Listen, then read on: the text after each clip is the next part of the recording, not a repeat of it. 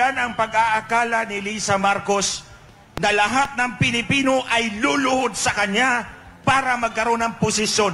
Sasampalin kitang babae ka, hindi ako luluhod sa'yo. Kung si Lisa Marcos ay nasa harap ko lang, sinampal ko na yan back to back. Uulitin ko, Lisa, this is utter defiance. Kung nasa harap lang kita, Lisa Marcos, sinampal na kita back to back. Nagugulat ako dun sa demeanor ni Attorney Glenn Chong. Kasi sampal? Magkurutan na lang kaya kami. Dapat kurut-kurut na, no? Kasi Women's Month ngayon, medyo okay lang siguro yun kung magjo-joke internally. But if you come out in public, siguro kung meron siya mga emisyon na nakikimkim dyan, pero kung sinasalita at sinasabi yan in public, medyo pangit talaga tingnan. Bilang isang lalaki, Women's Month pa naman ngayon.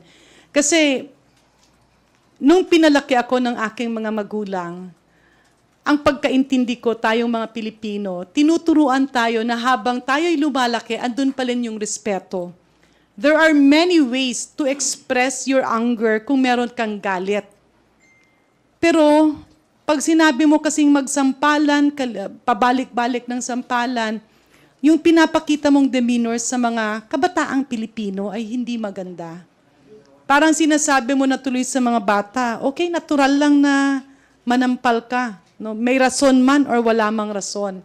So it's a very bad example, especially to our children. And coming from a professional, from a lawyer, medyo nakakagulat. No? Again, siguro baka joke lang yun or baka in public. Kasi napakasayang nung okasyon.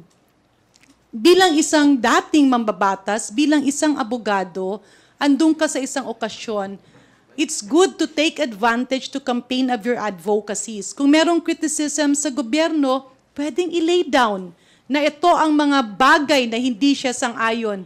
Ito naman ang mga bagay na sa pananaw niya, pwedeng maging solusyon.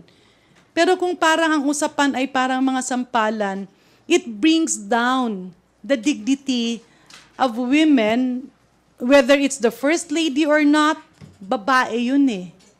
So medyo hindi lang nga talaga maganda tingnan sa publiko. Tsaka parang, alam mo yon, parang bilang isang babae alit at bilang isang nanay, bilang isang Pilipino, you don't want your citizens doing that in public.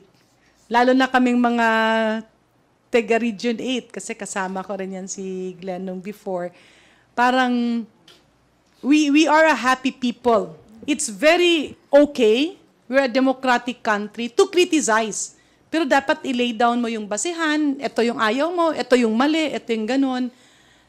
Pero yung mga katagang yon, it does not only bring down the dignity of women, it also brings down the dignity of Filipino professionals.